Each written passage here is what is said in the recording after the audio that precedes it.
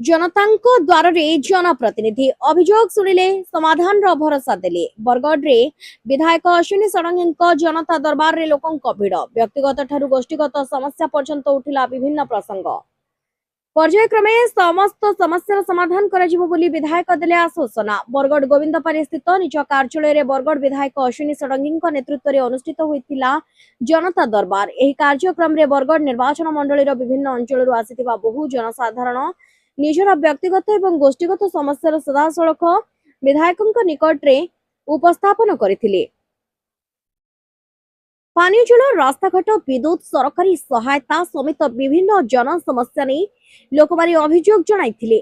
विधायक अश्विनी षडंगी प्रत्येक अभियोग को गुरुत्वर सहित शुणिबा सह संपृक्त विभागीय अधिकारी आलोचना करी आवश्यक पदक्षेप नेबाकू कहिथिले।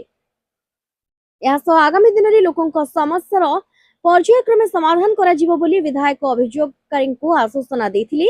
जनसाधारण सीधासलख संजोग स्थापन करी समानक समस्यार त्वरित समाधान करबा ही एही जनता दरबार रो मूल उद्देश्य बोली से प्रकाश करथिले। जनतांक अभियोग शुणाणी करबा सहित समाधान रो प्रतिश्रुति दैछन्ती विधायक अश्विनी षडंगी।